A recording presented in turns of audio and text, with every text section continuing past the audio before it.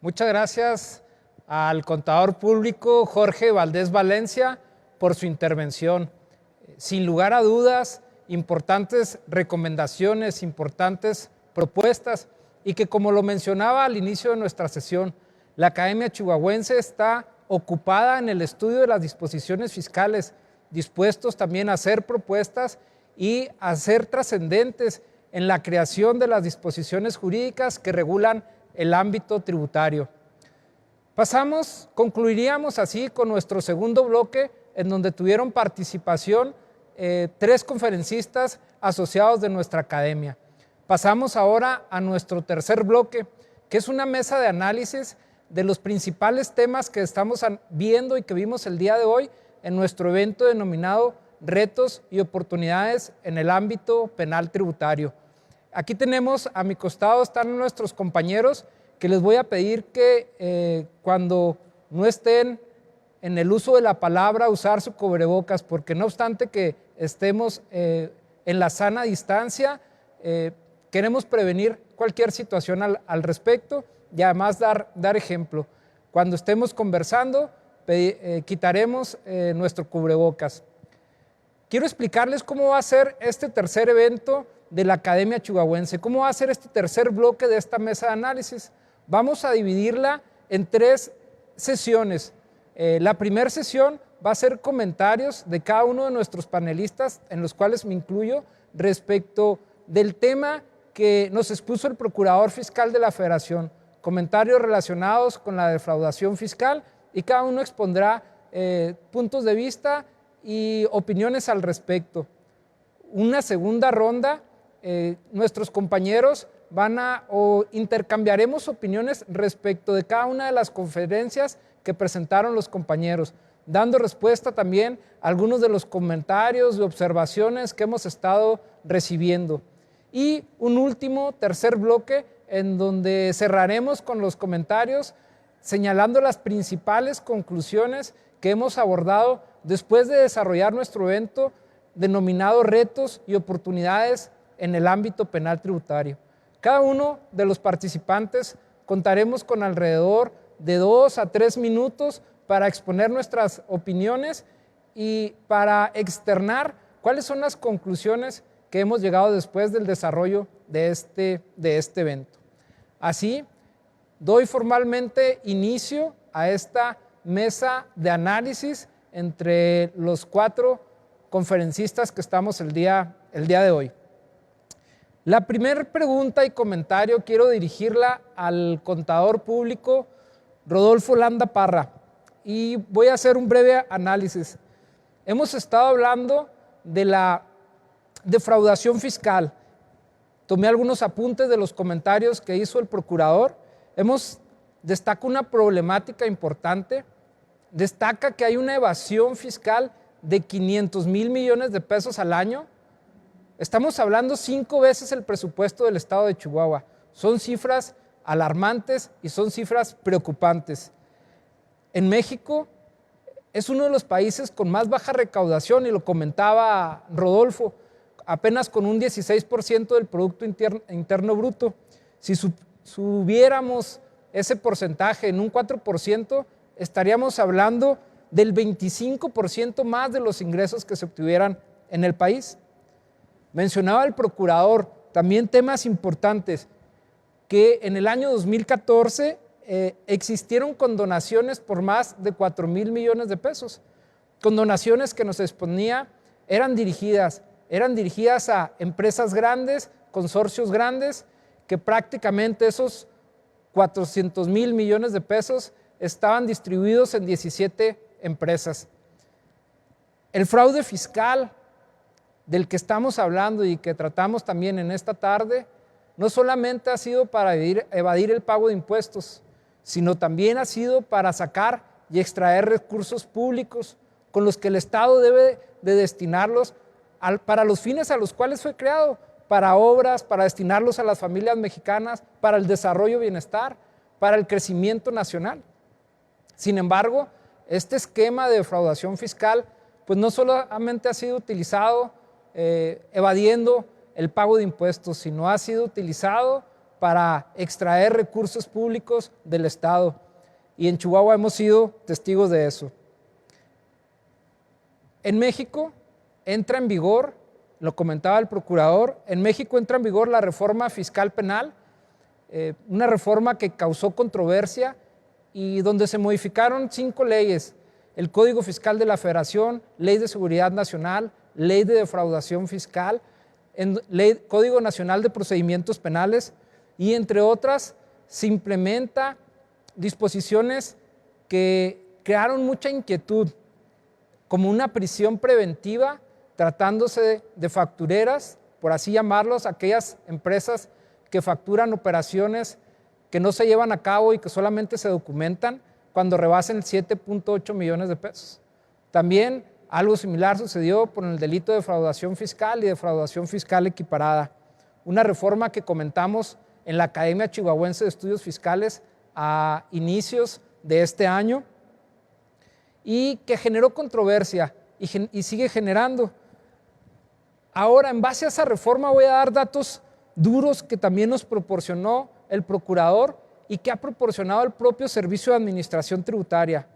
De enero a junio hay una recaudación histórica de 64,000 millones, 3 veces más de lo logrado en el 2019. Esto no obstante a que existía o existe todavía las consecuencias de la pandemia ocasionada por el COVID. También en el primer semestre la recaudación fue 53.6 millones de pesos mayor que en el mismo periodo en el 2019, no obstante de la pandemia que estamos viviendo. Mi comentario va enfocado, y porque sé que tocaste el tema, Rodolfo, de que había empresas que han salido a la luz pública y que el presidente señaló que 17 empresas debían más de 54,000 millones de pesos. Mi pregunta va enfocada a si esta percepción de riesgo, este pago y este incremento que dice el Servicio de Administración Tributaria se debe a la percepción de riesgo de la reforma fiscal penal y, sobre todo, si esa reforma fiscal penal, ¿crees que con ello, porque nos hablabas también de la inversión nacional y la inversión extranjera, crees que con esa reforma fiscal penal se vea mermada la inversión nacional, la inversión extranjera? ¿Crees que se pongan en riesgo empleos por esa disposición? O bien, si hay un suelo parejo y que las empresas sepan a qué atenerse. Gracias, Ángel. Desde mi punto de vista, te puedo decir que totalmente sí se pone en riesgo la inversión directa en nuestro país, tanto nacional como extranjera. Como asociación, como la Academia Chihuahuense de Estudios Fiscales, estamos convencidos de que definitivamente tenemos que combatir a todas las empresas que se dedican a la defraudación fiscal mediante simulación de operaciones, a todas las compañías factureras, y también debemos de combatir a todos aquellos contribuyentes que adquieren esos comprobantes fiscales para disminuir su base gravable y por ende también pagar menos impuestos que finalmente son una afectación al fisco. También estoy convencido que nuestra Academia Chihuahuense de Estudios Fiscales busca de una manera u otra tratar de combatir o buscar medios, alternativas, proponer alternativas para combatir a la corrupción, combatir la evasión fiscal. El tema, no estamos en contra de que gobierno actúe en contra de estas empresas.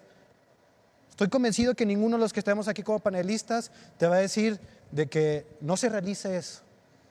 El problema aquí es la forma en que están actuando las autoridades para poder hacer frente a la defraudación fiscal. Hay que primero respetar los derechos humanos de los contribuyentes, hay que respetar un debido proceso y no es la manera en que se está actuando. El procurador fiscal mencionaba que en el momento en que ellos querían presentar una querella, el accionista, le hablaban al accionista para ver ¿Cuál era la solución que presentaba? Y en ese momento realizaba el pago del impuesto de la renta omitido y te puse algunos ejemplos, el de Corona, el de FEMSA, el de Walmart.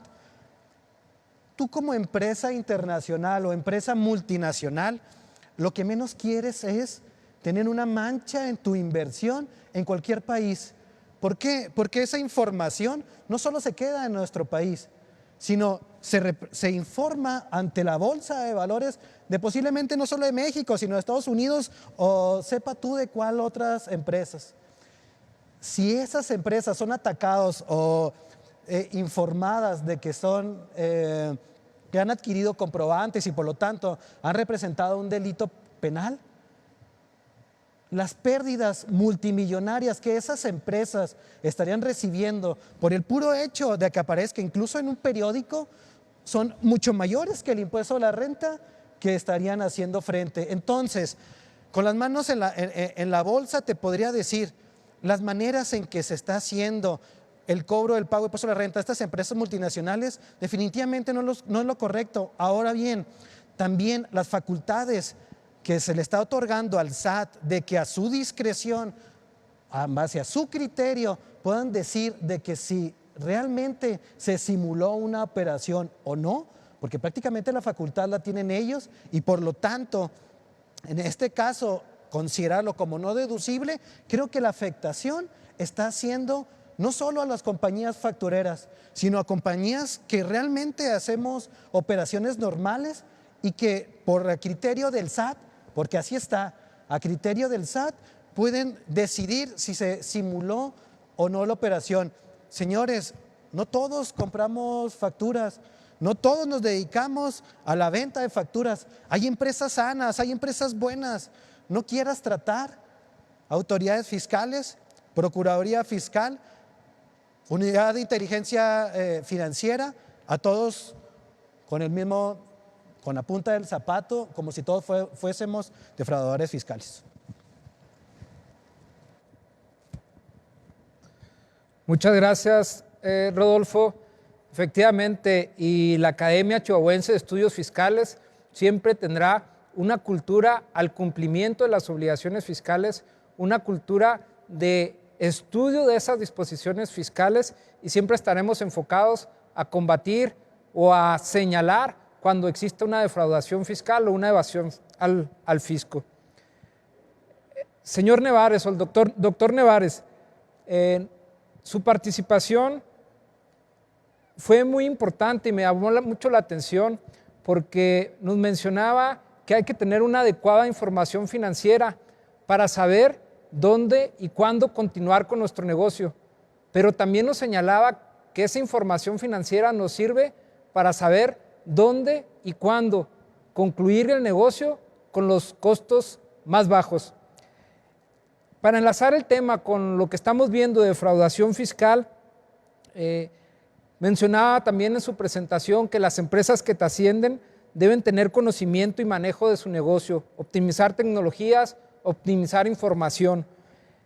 En este tema de la defraudación fiscal, y voy a poner un ejemplo para llegar a mi pregunta, una empresa que tiene múltiples operaciones, que tiene un control, pero dentro de su control, en alguna ocasión tuvo una operación con un contribuyente que sí tuvo sustancia, que sí se llevó a cabo, que sí se entregó el bien, que sí se prestó el servicio.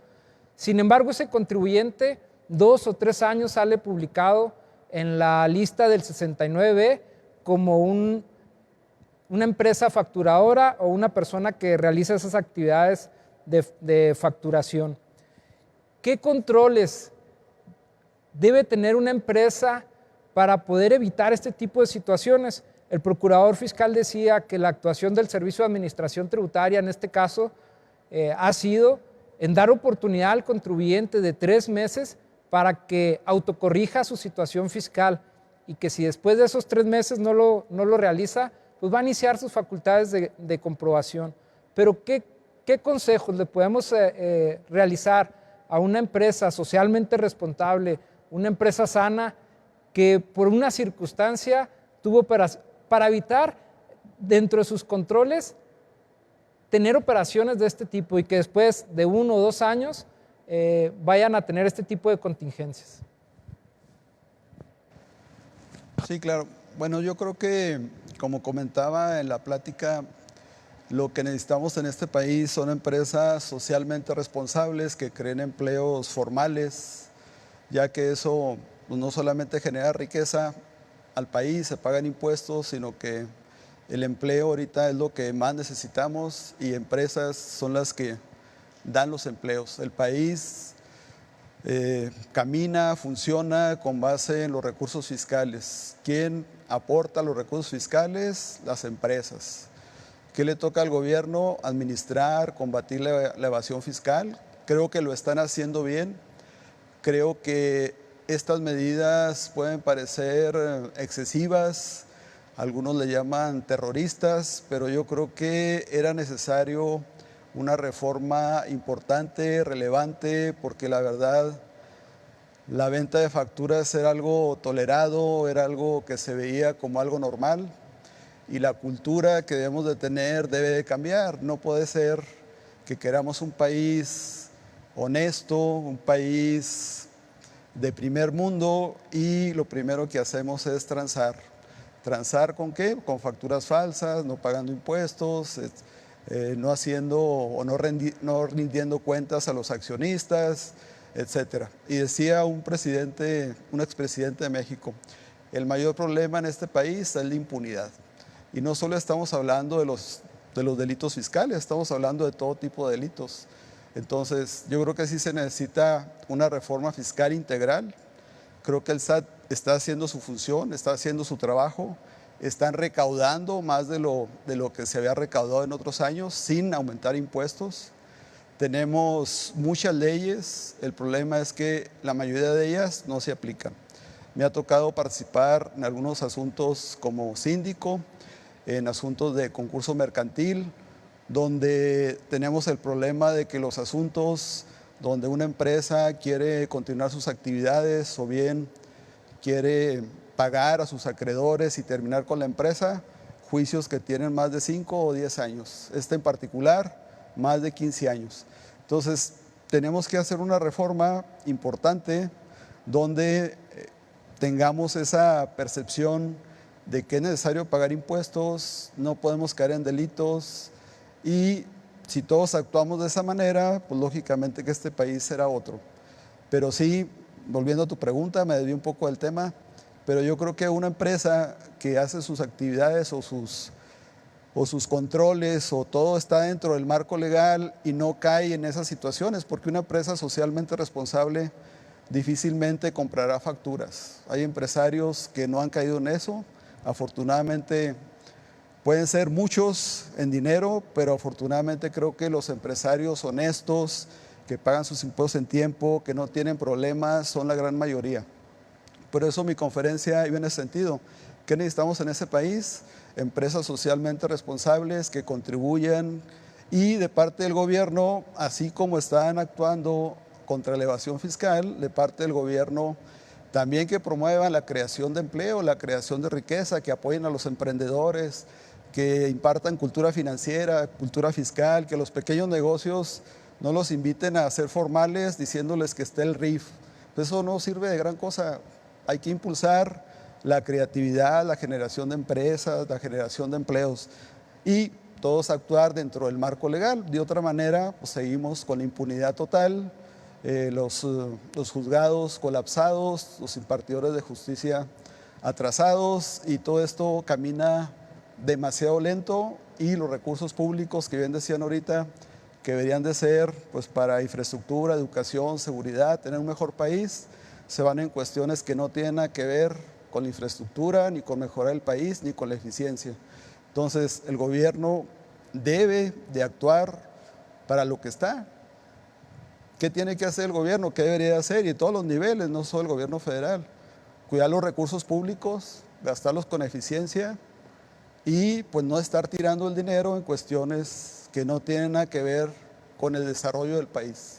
Y por otra parte, pues ya se ha mencionado mucho, pues revisar todos los costos que tenemos que no generan riqueza en el país, democracia, cuánto nos cuesta la democracia, cuánto nos cuesta la burocracia, etcétera, etcétera. Todo lo que tenemos de gasto en el presupuesto de egresos que realmente no genera absolutamente nada para el progreso de este país. Muchas gracias, doctor Nevares. Y para concluir esta primera ronda, efectivamente coincidimos que es necesario erradicar lo mayor posible lo que es la evasión fiscal o de conocido como fraude fiscal, utilizando las herramientas que hay en la ley, y efectivamente tenemos una actuación del Servicio de Administración Tributaria en este ámbito de fiscalización que está atacando la defraudación fiscal. La academia nos pronunciamos por evitar este tipo de actuaciones. En la exposición que nos compartió Jorge Valdés Valencia, nos hace 11 propuestas. Dentro de la exposición tratamos de señalar, por un lado, los datos duros con Rodolfo Landa, pero por otro lado, las soluciones financieras y fiscales de manera general con el doctor Manuel Nevares, pero no nos quedamos ahí. Quisimos platicarles de posibles soluciones que podemos obtener y que podemos gestionar y que pudieran estar dentro de la ley, que no está a nuestro alcance, pero podemos hacer propuestas al respecto. Dentro de esas propuestas, Jorge Valdés nos comentó de 11 relacionadas con la nueva normalidad fiscal. Y las voy a enumerar de manera rápida: una deducción inmediata, una consolidación fiscal, una repatriación de capitales, zona franja, tasa en región fronteriza, deducción en colegiaturas, limitantes en donativos, eliminarlas, estímulos fiscales al primer empleo, estímulos COVID, estímulos de ayuda alimentaria, impuestos a la herencia. Hablando precisamente, Jorge, de estímulos fiscales, el procurador hizo referencia al estímulo para la franja o región fronteriza que entró en vigor, pero hizo referencia también y decía que hay que estimular a las empresas que cumplen con el pago de sus impuestos, haciendo referencia a que anteriormente se ofrecían condonaciones y lo que se estimulaba era el no pago de los impuestos. Se establece este estímulo, pero también se establece que va dirigido para aquellas empresas que no hayan tenido operaciones con un contribuyente publicado en el 69B. La pregunta, Jorge, dentro de las propuestas, de las 11 propuestas que he dado lectura y que nos comentaste hace un momento, en algunas tienes previste la posibilidad de tener también un candado de esa naturaleza para combatir la evasión fiscal, o bien, si con lo que ya tiene la autoridad puede combatir la defraudación fiscal sin tener que hacer una adición en tus propuestas. Mira, en el 2013, en la reforma del 2013 para entrar en vigor en 2014, fue una reforma bastante amplia en el cual se eliminaron una serie de estímulos y prerrogativas que beneficiaban anteriormente a muchas compañías, principalmente a las grandes. Si tomamos en cuenta que estos estímulos benefician a este tipo de compañías que son influyentes y excluyentes, y así le llamo yo, influyentes porque evidentemente tienen un poder económico, y al tener un poder económico tienen un poder político. Entonces ellos pues evidentemente van a luchar, van a pelear para tener mayores beneficios para sus empresas. Excluyentes, ¿por qué? Porque al ser influyentes pues obviamente excluyen a todas las medianas y pequeñas empresas de las que hablaba yo en mi conferencia, que son el 99.8%. ¿Qué significa eso? Que los ricos se están haciendo más ricos y los pobres pues quizás más pobres, ¿no? La evidencia la tenemos en las cifras que les presenté, en donde 20 millones de pobres y 60 millones de pobres en manera patrimonial, y esos vienen desde hace muchos años, no es de este año. Así se han mostrado las cifras durante mucho tiempo. Entonces cuando se da esa reforma y se eliminan esas prerrogativas, la verdad de las cosas que yo aplaudí el que se haya hecho eso, porque creo yo que se estaba abusando muchísimo con esos esquemas. esquemas como el de la consolidación fiscal, en donde en un grupo de empresas incluíamos una con pérdidas fiscales, compraban una empresa con pérdidas y se aplicaban las pérdidas contra otra del mismo grupo y nunca pagaban impuesto. Es decir, se abusaba en ese régimen de consolidación. Igualmente, ahorita que hablaban de empresas factureras en deducción inmediata, pues en lugar de estimular la inversión en nuevos proyectos, pues lo que hacían era que compraron una factura, la metían como deducción inmediata, la enterraban en ese ejercicio y así se quedaba. Entonces, ahorita que hablamos del tema del COVID-19, yo creo que no estamos en tiempos de pensar en pensar mal en las empresas. Primero, porque tenemos que tomar decisiones contundentes que nos permitan detonar la economía, o sea, fomentarla, estimular la inversión, generar empleo, generar economía, ser competitivos y generar crecimiento económico en todo nuestro país. Entonces, yo pienso que por un lado tenemos que tomar decisiones contundentes en ese sentido. Por otro lado, como bien decían mis compañeros, ahorita la fiscalización, pues la verdad aplaudo mucho lo que ha sucedido en estos 2 años y secundo lo que comenta Manuel, en que cuando yo veo en los medios de comunicación que los registraron más en el listado de los del 69B, los que venden factura, los de las outsourcing, la verdad aplaudo mucho y me pongo muy contento precisamente porque hasta nosotros como fiscalistas, pues hasta trabajo nos ha quitado, ¿no? Porque llega una persona que vende facturas, se dice ser como fiscalista y le va mucho mejor que a nosotros. Entonces, yo aplaudo eso. Inclusive, ahorita que vemos la iniciativa de ley, la iniciativa de reforma, realmente no contiene más aspectos más que esos. O sea, nos habla de un tema como de terrorismo fiscal, como ahorita lo decían, en donde van a meter una serie de tecnologías para tener más comunicación con los contribuyentes, como por ejemplo, darle ejemplos y decirle, oye, tú debiste tener una utilidad de 10 millones de pesos y declaraste 5 millones. Van a ser puras notas informativas que van a permitir que el contribuyente se vaya corrigiendo poco a poco. Parámetros como conceptos deducible, lo que debe hacer deducible, tasas efectivas de ISR, deducción con base al sector económico, cómo corregir su situación fiscal, cómo comunicarle inconsistencias. Ahorita, hoy por hoy en la declaración anual, cuando la vamos a presentar, ya hay muchos datos prellenados. Entonces la intención con esto pues es llenarle más espacios a esa declaración hasta llegar al punto en donde dejemos de presentar nosotros nuestros propios impuestos, que ya no sean autodeterminables, sino que el SAT lo va a determinar por nosotros. Entonces, pues mucho le llamamos como que terrorismo fiscal, se van a meter hasta las tripas de nuestra empresa.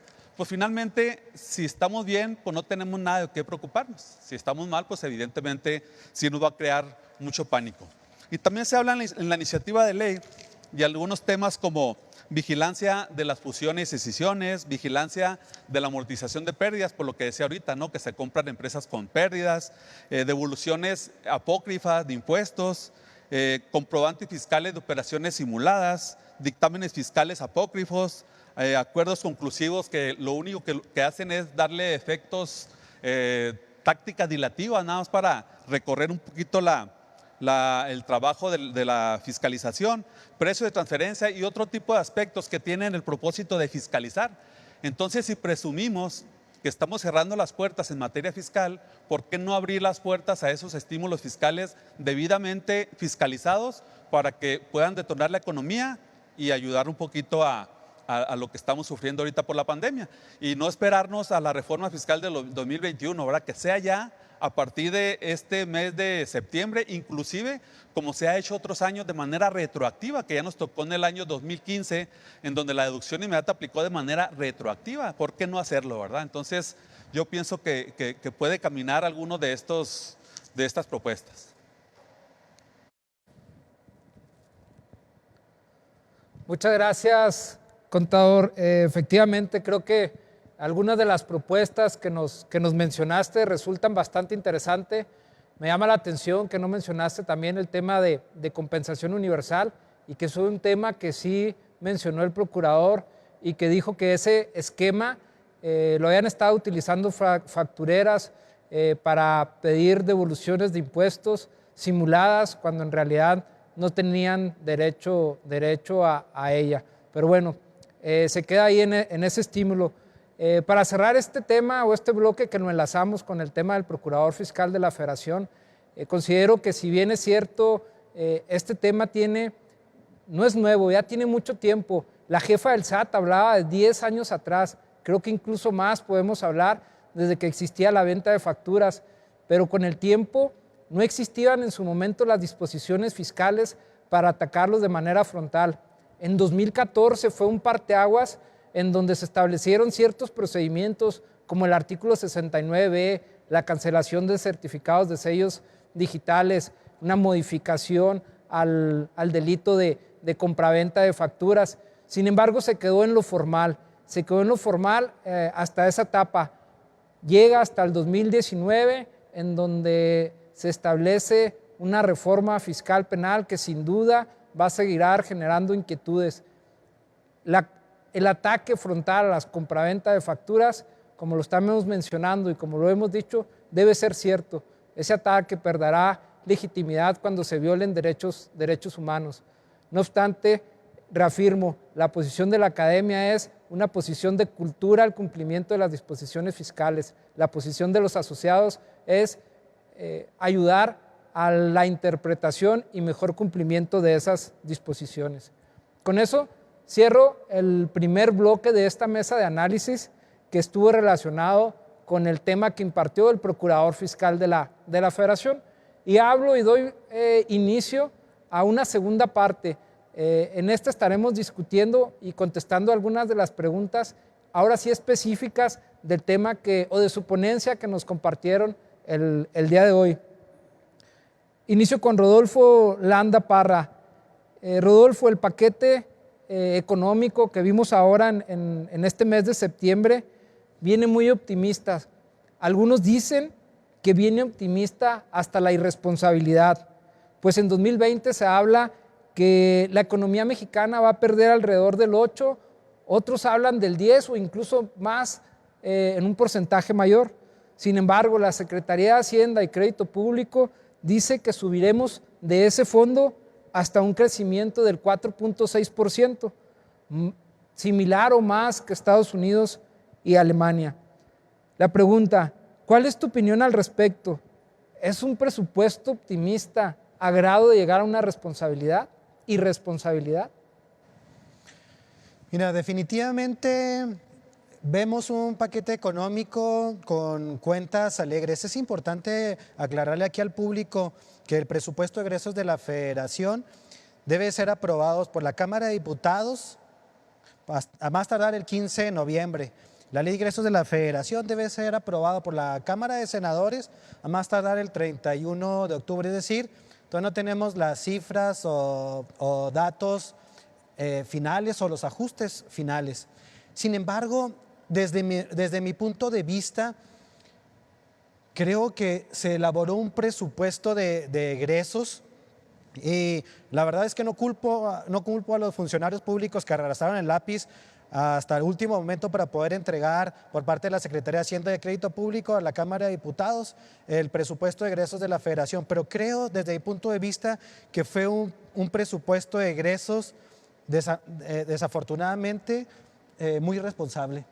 La verdad es que no se hizo los ajustes importantes donde debería de hacerse y sobre todo efectuar gastos, que ahorita lo comentó el doctor Nevares, en inversiones productivas. Lo que esperamos es invertir o gastar como país en que genere riqueza, esa inversión que genere riqueza a corto plazo. Ya lo hemos platicado muchas veces, Dos Bocas, el Tren Maya, el Santa Lucía, Pemex dejó mucho tiempo de ser productivo.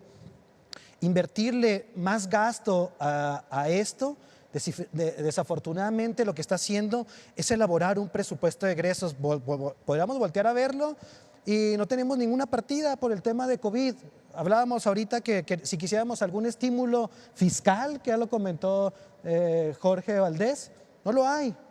No hay ningún gasto para hacer frente al COVID o que las empresas reactiven su economía. Mucho menos tampoco lo hay para hacer el gasto a las tan mencionadas, multimensionadas, la compra de las vacunas. No hay un rubro en específico, no sé en qué parte pueda estar escondido, pero si recibimos un presupuesto de egresos donde nosotros no podemos darnos cuenta, desafortunadamente es muy irresponsable. Ahora, en contrario Censum, lo que se hizo es elaborar una ley de ingresos que fuese capaz de poder cubrir este presupuesto de egresos de la Federación. Por lo tanto, vemos que nuestra economía va a crecer en un 4.6% cuando todos los analistas económicos, estadísticos, no van más allá del 3%. Y esto considerando que la caída en el 2020 podría llegar a 2 dígitos, 10, 12%. Por lo tanto, el crecimiento podría llegar al 3%. Pero en este caso, la Secretaría de Hacienda y Crédito Público espera que caigamos un 8% y que el brinco llegue hasta el 4.6%. Realmente es algo que desafortunadamente no va a pasar, aunque los mexicanos que nos están viendo ahorita como público, es algo que no va a pasar con las medidas que se están implementando ahorita en inversión pública, privada y hacer frente al COVID. ¿Por qué es importante el ver el crecimiento del PIB? Pues porque en la medida que crezca el PIB va a crecer la recaudación. Estoy convencido que la recaudación se va a mantener en los niveles que hasta ahorita hemos mencionado. ¿Por qué? Pues porque la Secretaría de Hacienda y Crédito Público va a hacer su función como hasta ahorita lo ha hecho, la Procuraduría Fiscal va a hacer su función como hasta ahorita lo ha hecho, la UIF va a seguir congelando cuentas bancarias, va a continuar haciendo presión y la fiscalización va a llegar. El tema es que también está el tema del ingreso petrolero. El precio por el barril está estimado en $42. Posiblemente lo vamos a lograr. Sabemos de que el precio del barril está de cierta manera asegurado. Sin embargo, lo que nos queda duda es de que si vamos a ser capaces de producir el 1.86 millones de barriles diarios que estima la Secretaría de Hacienda y Crédito Público. Este año lleva en promedio 1.6 millones de barriles diarios, es decir, 200,000 menos, que no sabemos cómo va a ser capaz para afrontarlo. Entonces, si no tenemos un presupuesto de egresos que está inflado, el cual no vamos a poder cubrir con los ingresos que efectivamente vamos a tener, ¿qué es lo que va a suceder? Uno de ellos será endeudarnos, el segundo de ellos es presentar recortes al presupuesto, y al presentar recortes al presupuesto viene de manera implícita que los recortes presupuestales hacia los estados también deben de ser menores. No quiero pensar mal, pero posiblemente se presentó un presupuesto de egresos de la Federación para que posiblemente si no obtenemos los ingresos que se tienen así estimados, que posiblemente lo va a pasar, puedan hacer uso el gobierno actual de los fondos de estabilización. Gracias. Muchas gracias, Rodolfo. Importantes datos sobre el presupuesto. Dentro de la exposición del doctor Manuel Nevares y en su respuesta que nos dio ahorita, me llama la atención de que generar empresas sanas, empresas socialmente responsables, esas empresas generan empleo, esas empresas generan riqueza, esas empresas generan pago de impuestos y esos pagos de impuestos generan que el Estado los invierta en el bienestar y en el crecimiento nacional. Doctor Nevares, ¿cuáles serían los objetivos de una planeación estratégica y si dentro de esta planeación estratégica se encuentra una planeación fiscal y cuáles serían sus límites? Bueno, hablando de planeación fiscal en las empresas, como yo la entiendo, es contribuir al gasto público dentro del marco legal, de acuerdo al 31, fracción cuarta de la Constitución, donde establece claramente que hay que contribuir de la forma proporcional y equitativa que dispongan las leyes fiscales. Entonces, lógicamente que no se cumple con ese principio constitucional cuando tenemos leyes como la ley del impuesto de la renta, que no permite la deducción de la nómina exenta, por poner un ejemplo. Entonces, ¿qué se tiene que hacer? Pues quitar todas esas disposiciones que atentan contra la generación de empleo, que atentan contra el dar prestaciones a tus trabajadores, que atentan con el desarrollo de los trabajadores. ¿Qué son las prestaciones? Ayudas económicas que no está obligado a dar el patrón y que sin embargo quiere dar esas prestaciones adicionales a su salario y que sin embargo por una disposición que no sé a quién se le ocurrió, fue porque quitaron otro impuesto que tenía todos los visos de inconstitucionalidad, se acordarán del YETU. Entonces, porque nos quitaron ese impuesto inconstitucional, nos dejaron un castigo para que los empresarios que den prestaciones a sus trabajadores paguen más impuestos, lo cual desde el punto de vista que lo veamos no tiene sentido. ¿Y qué ha pasado cuando el empresario va y acude a la Suprema Corte de Justicia para exigir que esas disposiciones que impiden el desarrollo, que impiden el crecimiento de las empresas, la declaran inconstitucional? ¿Qué es lo que ha sucedido con la Suprema Corte? Que dicen que son disposiciones constitucionales, que el gobierno o los legisladores en este caso pueden establecer prácticamente los impuestos que quieran y como quieran para cubrir el gasto público. Entonces, todo ese tipo de situaciones, que es la parte del gobierno, legisladores, Poder Judicial, creo que es lo que no se está haciendo. Si queremos tener un país con leyes que se cumplan, con leyes que sean justas, equitativas, cada quien tiene que hacer su parte. Entonces las empresas, crear empleo, generar empleo, los gobiernos, en este caso el Ejecutivo, pues dar algunos apoyos, como ya mencionaron mis compañeros, algunos estímulos, quitar los impuestos sobre nóminas. A mí nunca me ha hecho sentido que entre más empleados tengas, pagues más impuesto por tener empleados, y entre más empleados paga más impuestos sobre nómina. Entonces hay otras maneras de recaudar, no castigues al que genera empleo. Ahí están los consumos a los combustibles, aumenta el IEPS o busca otras opciones que fomenten, en este caso, el empleo. Si siguen esas disposiciones, pues estamos pagando impuestos indebidos. Y estamos pagando impuestos indebidos porque ni el legislativo ni el Poder Judicial han querido hacer esa reforma fiscal integral que sea justa, que sea equitativa y que ayude al país y a las empresas a que sigan funcionando. ¿Por qué muchas empresas cayeron en esta situación?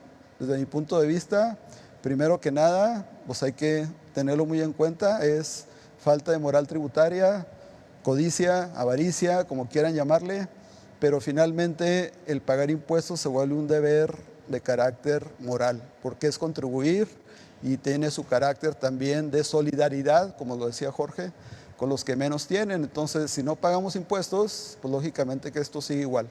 Decía un auditor superior de la Federación también cuando revisó o revisaban los gobiernos antes de esta nueva presidencia del régimen anterior. El cáncer de este país es la corrupción.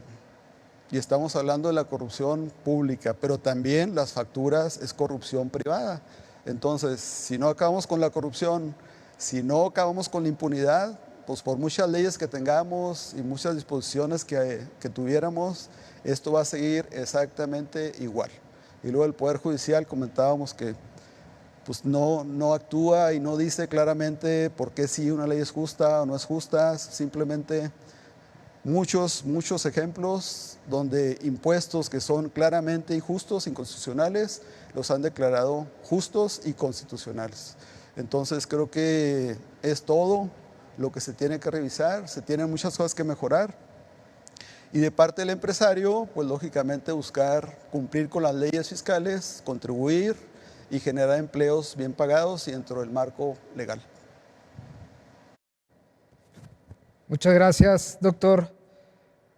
Jorge, tú también nos comentabas dentro de tu plática que las economías no deben basarse en imitar a otras economías, ni deben de ser copias de la misma, pues México tiene su propio entorno, que nuestra economía mexicana, mencionas, está basada y gira alrededor de las micro y medianas empresas.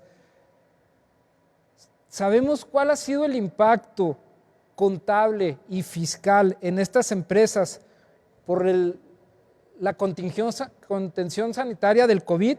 ¿O tenemos alternativas al respecto, Jorge? Esa sería mi pregunta. Mira, pues las cifras las presentó Rudy, ¿verdad? En un principio, el impacto económico, evidentemente fiscal, en todos los ámbitos. En las empresas, en el gobierno.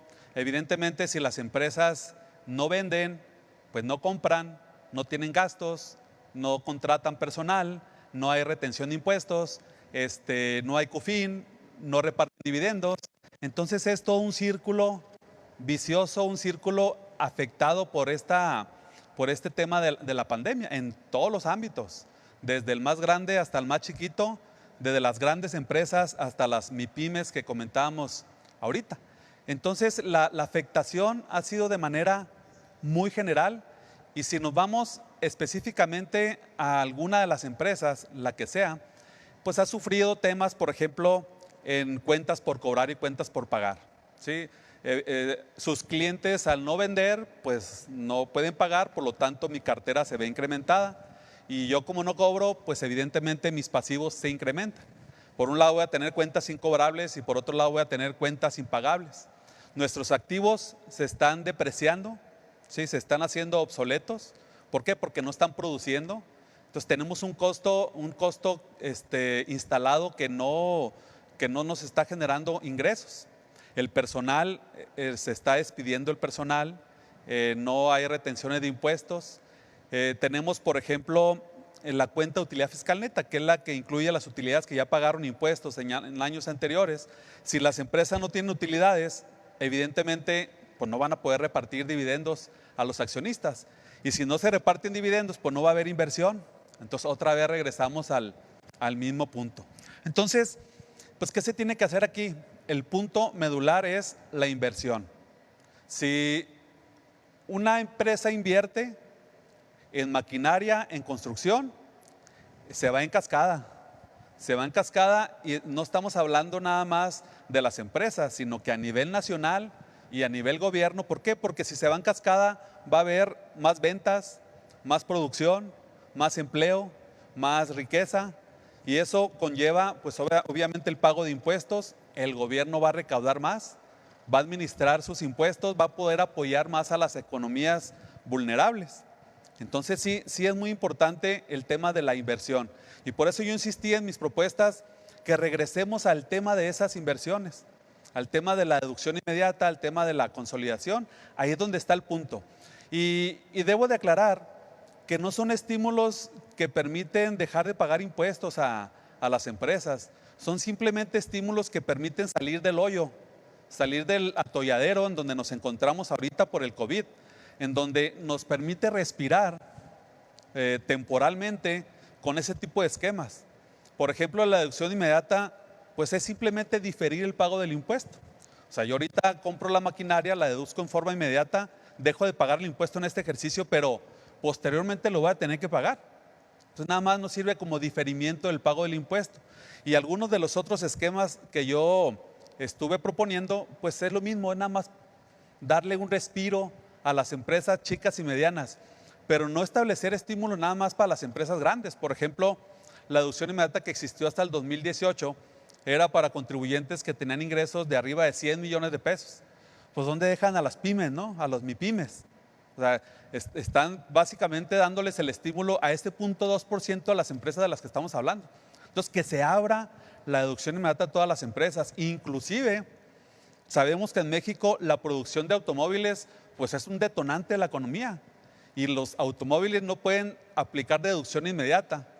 Yo no sé por qué, pero yo propondría, salvo la opinión de mis compañeros, que también se puedan meter como deducción inmediata. Finalmente el que lo vendió va a tener que acumular el ingreso. Entonces, ¿es un detonante de la economía los autos? Sí lo es. Por eso tenemos que poner atención a esos temas que nos pueden generar economía y nos pueden sacar del atolladero. Lo que decía también de los estímulos al COVID. No, pues es que no tenemos respiradores, ¿sí? Pues ¿por qué no mandas fabricar no sé cuántos respiradores, ¿no? O sea, la verdad no entiendo ese tema, ni quisiera meterme al detalle, pero es que no hay hospitales. Vemos seguido en las noticias que salen edificios que están abandonados, ¿no? Hospitales que están abandonados. ¿Por qué no armarlos parcialmente en lugar de hacer hospitales con carpas y darles un estímulo, revivirlos y meter a hacer hospitales para atender únicamente pacientes con COVID? Y darles estímulos para que compren respiradores, para que fabriquen respiradores, para que de alguna manera se apoye la economía. Los más vulnerables no se atienden porque no tienen 3,000 pesos para hacerse la prueba del COVID. Entonces, por eso necesitamos poner atención en dónde está la problema con el COVID. Y eso se detona en la economía, en los impuestos, y de ahí precisamente pues vienen las propuestas que yo hago para la reforma fiscal integral, como dicen ustedes, pero aparte integral tiene que ser inmediata. Muchas gracias, Jorge, por tu respuesta y como bien lo han mencionado algunos especialistas, esta situación económica la puede prever más alguien que es experto en salud que un economista, dado que se ha originado con la pandemia. Se nos ha agotado el tiempo. Solo les pido o les doy el agradecimiento a nuestros panelistas por haber participado en este evento de la Academia Chihuahuense de Estudios Fiscales denominados Retos y Oportunidades en el ámbito penal tributario. Agradezco mucho la participación a Rodolfo Landa Parra, al doctor Nevarez, a Jorge Valdés. Agradezco mucho su participación y que nos hayan acompañado. Agradezco a todos los que estuvieron dentro de la transmisión y que nos siguieron en el evento. Estuvimos conectados más de 800 personas, no solamente en el estado, sino a nivel nacional. Y como lo mencionaba al inicio de la transmisión, la Academia Chihuahuense de Estudios Fiscales está formada por estudiosos de las leyes en el ámbito penal tributario y siempre velaremos y proveeremos el cumplimiento de ellas. Muchas gracias. Les comento que a los que estén interesados, información importante, a los que estén interesados en obtener su constancia, pueden entrar a la página digital de la Academia, que aquí aparece en pantalla, y bien, también al correo en donde se inscribieron, se les hará llegar un link en donde ahí pueden solicitar la constancia. Agradezco mucho la intervención de cada uno de nuestros panelistas y con esto damos por cerrado y concluido el evento. Muchas gracias, hasta pronto.